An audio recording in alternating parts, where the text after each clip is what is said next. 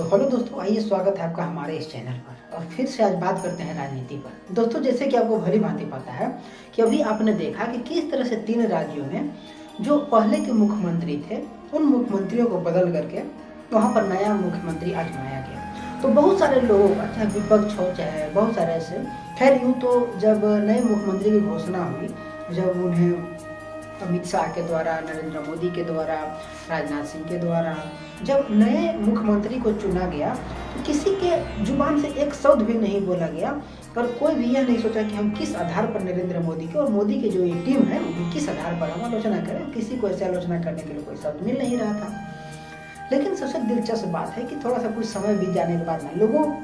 के दिमाग में आने लगा कि आखिर हम इन्हें किस मुद्दे पर और कैसे जा करके घेर सकते हैं, और वही लोगों ने घेरना शुरू किया। तो घेरने के लिए सबसे मुद्दा आया कि आखिर क्या सोचकर, जैसे बात की जाए थी छत्तीसगढ़ में, तो छत्तीसगढ़ में रमन सिंह को दरकिनार कर दिया गया। क्या सोच करके मध्य प्रदेश में शिवराज सिंह को दरकिनार कर दिया गया, और क्या सोचकर राजस्थान में वसुंधरा राजे को अलग कर दिया गया। लेकिन दोस्तों, यहाँ लोग ये चीज़ भूल जाते हैं। आप सोचिए कि आखिर जब अभी 5 साल से आपने देखा कि सारे के सारे राज्यों में कांग्रेस की सरकार बनी हुई थी, तो उस 5 साल के पहले यानी कि पिछले चुनाव में जब वहाँ पर बीजेपी की सरकार थी, तो बीजेपी की सरकार में इन्हीं लोगों के द्वारा वहाँ पर मुख्यमंत्री, यही लोग मुख्यमंत्री थे और इन्हीं लोगों के द्वारा वहाँ पर राज किया जा रहा था। लेकिन किसी न किसी प्रकार से कुछ तो गलतियाँ इन लोगों के द्वारा की गई होगी, तभी तो वहाँ के जनता लोग जो थे वो लोग इन्हें न चुन करके कांग्रेस को चुना और कांग्रेस को एक बार मौका देने का काम किया। और ये एक देखने से ठीक भी था। लेकिन खैर आप सोचिए कि एक आईपीएल, मतलब आईपीएल नहीं, कोई भी क्रिकेट मैच होता है, तो किसी भी मैच में यदि कोई प्लेयर अच्छा परफॉर्म नहीं कर रहा होता है तो सिर्फ एक मैच के लिए जब उन्हें बदला जा सकता है, तो राज्य की स्थिति सुधारने के लिए आखिर एक नेता को क्यों नहीं बदला जा सकता। और कोई भी यदि पुराना नेता हो वो क्यों ना अच्छा काम किया हो, चाहे कुछ भी किया हो, तो ऐसा नहीं है कि जिंदगी भर जब तक वो जिंदा है तब तक उन्हीं लोगों को वहाँ के मुख्यमंत्री बनाए रखे जाए। ऐसा हरगिज नहीं है, और ये अच्छा है भी नहीं, और ये संभव भी नहीं हो पाता। और यदि उन्हें ही रखा जाएगा तो हो सकता है कि जो नए लोग हैं, जो नए नेता हैं, जिन लोगों के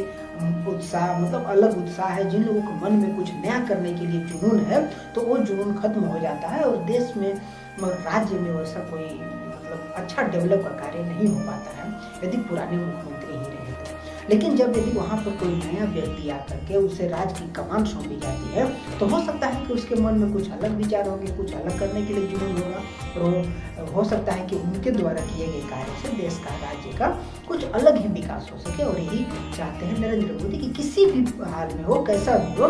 राज्य का विकास होना चाहिए। और यदि राज्य का विकास कोई भी व्यक्ति कराएगा, कोई भी पार्टी हो, तो उसका नाम होगा ही। और कोई भी एक पार्टी यदि जिसे अपने देश से प्यार है और जिसके अंदर इच्छा है कि हमें अपने राज्य को विकसित करना है, तो कभी नहीं चाहेगा कि हमारा जो पार्टी का किसी व्यक्ति को यदि हम राज्य का सौंपे तो वो गलत करे। और उसे यही उम्मीद रहती है कि ये व्यक्ति हमारे लिए अच्छा काम करेगा, हमारे राज्य के लिए अच्छा काम करेगा। और यदि उस व्यक्ति के द्वारा काम किया जाए तो पार्टी का नाम होता है।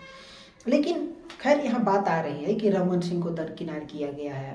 इसके साथ वसुंधरा राजे को दरकिनार किया गया है, शिवराज को दरकिनार किया गया है। लेकिन क्या ऐसा नहीं हो सकता है कि जिस समय ये इतने दिग्गज नेता थे जो अपने राज्य में कार्य कर रहे थे, तो सिर्फ और सिर्फ राज्य तक के लिए सीमित थे, लेकिन यदि उन्हें राज्य से हटा करके यदि देश का प्रतिनिधित्व करने के लिए यदि चुना जाए तो कितने उन लोगों के लिए अच्छी बात है। और ऐसा होगा ही, क्योंकि वो लोग पहले से इस चीज़ को जान रहे हैं। उन लोगों में एक अलग ही